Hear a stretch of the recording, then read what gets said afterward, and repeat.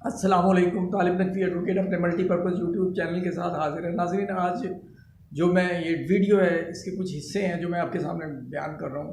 सबसे पहले हम एक खुशाइंद ख़बर का जो है ना वो आगाज़ करेंगे, और वो ख़बर है कि मज़दूर अफराद का कोटा जो 3% होता है, हुकूमत पंजाब ने इसमें भर्तियों का ऐलान किया है। इस हवाले से ख़बर है। और दूसरी ख़बर है कि PTCL के जो इंतज़ामिया और ख़ुसूसी तौर पर जो पेंशन ट्रस्ट है उनकी हड़दर्मी जारी है। इस सिलसिले में जुमे को जो इजलास हुआ है सेनेट की कमेटी का, जिसमें रहमान मलिक, रुबीना खालिद साहिबा और दूसरे लोगों ने शिरकत की, उसमें क्या कुछ हुआ ये आपको बताएंगे। तीसरा, नेशनल बैंक के जो एम्प्लॉज़ के हवाले से मसाइल हैं उनका जिक्र भी होगा। और आखिर में मैं अपनी अगली वीडियो के इन्वान से आपको बताऊंगा कि मेरी अगली वीडियो किस इम्पोर्टेंट सब्जेक्ट पे होगी। तो नाज़रीन, आखिर तक ये ज़रूर देखिए, और अगर किसी ने इस चैनल को सब्सक्राइब नहीं किया तो सब्सक्राइब करके बेल आइकन को क्लिक कर दें। और नाज़रीन, आते हैं अब हम अपने पहले हिस्से की तरफ। ये बात खुश आइंद है कि हुकूमत पंजाब ने जो मज़दूर अफराद का जो 3% कोटा है उसमें भर्तियाँ शुरू कर दी हैं।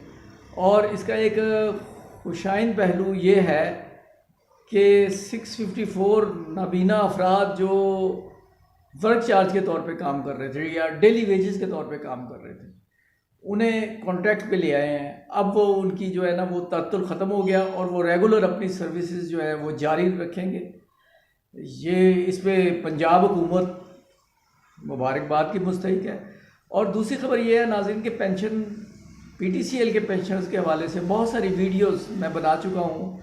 अब मैं एक लिंक भी दिया है और इसके अलावा जो प्ले लिस्ट भी दी है वो आप मुलाहिज़ा फरमा सकते हैं, इसलिए सारी बातें दोहराऊँगा तो नहीं। लेकिन जो पेंशन इंक्रीज़ का मसला चला आ रहा है उस हवाले से सेनेट की स्टैंडिंग कमेटी बहुत ज़ोर दे रही है कि आप, और बहुत कोशिश कर रही है, जिसके लिए वो मुबारकबाद के मुस्तहिक हैं, क्योंकि PTCL पेंशनर्स की कहीं सुनवाई नहीं हो रही।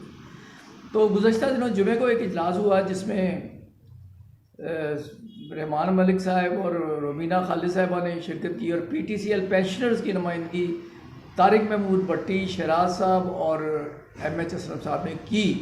और उसमें यह है कि वो उनकी हरदर्मी कायम है, और जो डायरेक्टर MD साहब जो हैं वो ये डाल देते हैं कि जी मीटिंग में ये फ़ैसला नहीं हो सका, और उन्होंने अपने तौर पर 4% मामूली इजाफा जो है ना पेंशनर्स को कर दिया है। हालांकि इनका मुतालबा ये है कि हमें हुकूमती इजाफा दिया जाए, और हुकूमत ने इस बरस जो है वो लॉकडाउन और दूसरे मसाइल की वजह से पेंशन में इजाफा और तनख्वाहों में इजाफा नहीं किया। तो गवर्नमेंट की इस बात को रद्द करने के लिए उन्होंने जानबूझ के 4% का इजाफा करके गोया एहसान करने की कोशिश की है, और PTCL इस पर बहुत ज़्यादा बरहम है। और इस इजलास की थोड़ी सी आपको बता दें कार्रवाई के, उसमें सेनेट के जो लोग हैं उन्होंने इंतहाई बरहमी का इजहार किया है, और उन्होंने इस अज़म का इरादा किया है कि अगर इन लोगों की यानी ट्रस्ट वालों की हठधर्मी इसी तरह कायम रही तो ट्रस्ट को तहलील भी किया जा सकता है और ये केस FIA में भी जा सकता है।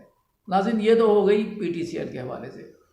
और नेशनल बैंक की जो एग्जेक्टिव्स की ज़्यादतियाँ भी एक तरफ हैं, और नाज़रीन इसकी वजह क्या है, इस हवाले से एक बात जो है वो अक्सर ज़बान ज़द आम है कि जैसा एक सरबराह होता है किसी अदारे का, तो दूसरे लोग भी जो उसके मातहत हैं वो उसी तरह अपने आप को ढाल लेते हैं।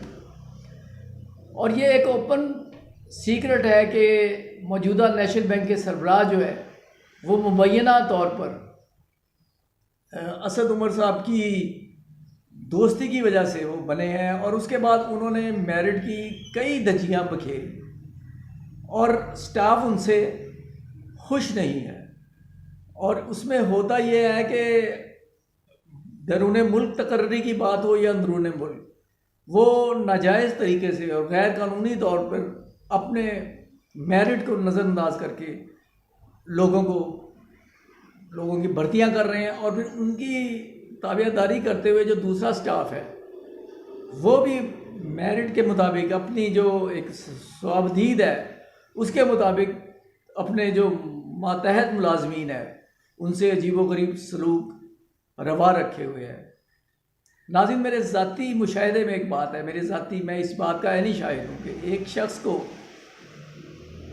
अपनी ज़ाती परखाश की वजह से बहुत ज़्यादा ज़िम्मेदारियाँ दे रखी हैं और जबकि दूसरे साथी जो हैं उन्हें से आज़ाद किया गया है। यानी कि जो गैर मंजूर नज़र अफराद हैं उन पे ATM की भी और दूसरे भी, और इस तरह उन्हें उलझा दिया जाए कि खुदा ना खास्ता वो काम पे पूरी तवज्जो ना दे सके और वो डिप्रेशन में रहे।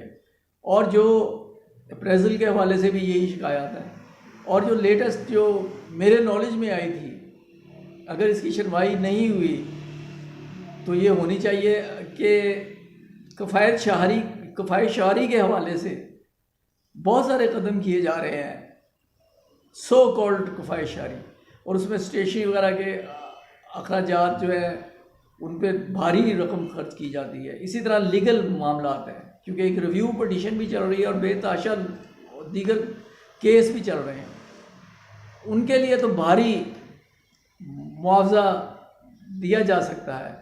और मेन ब्रांच में मेरी इतला के मुताबिक जो स्टाफ के लिए पानी है, जो पानी फराहम किया जाता है, उस पर भी पाबंदी लगा दी है। तो खुदारा इन मामलात को ज़िम्मेदारान को चाहिए कि देखें, और ख़ास तौर पे असद उमर साहब से गुजारिश है कि लिल्ला आप इन मामलात को देखें। आपकी हुकूमत का एक विज़न है, इंसाफ के हवाले से आप आए हैं, तो इंसाफ हर जगह होता नज़र आना चाहिए। और नाज़रीन, शुगर स्कैंडल के हवाले से तो बहुत कुछ आप जान चुके हैं, और इसमें पीपल्स पार्टी,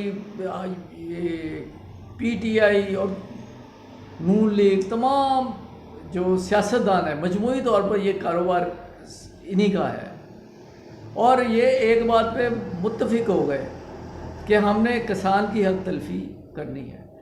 उस हवाले से एक बड़ा फ़ैसला पंजाब हुकूमत का में कानून साजी का आया है। एक तो मैं लास्ट वीडियो में वो उसे बयान करूँगा, और उसके बाद एक माजी का के हवाले से, एक शुगर स्कैंडल के हवाले से कुछ मैं बातें करूँगा, जिससे आपको पता चलेगा कि ये आज की जो प्रोग्रेस है, ये बिल्कुल जो इल्ज़ामात हैं वो बिल्कुल मबनी बर हकीकत है। नाज़रीन, ये कमज़ोर आदमी का चैनल है, इसका नाम है वॉइस ऑफ द ओप्रेस्ड, यानी सदाए मज़लूमीन।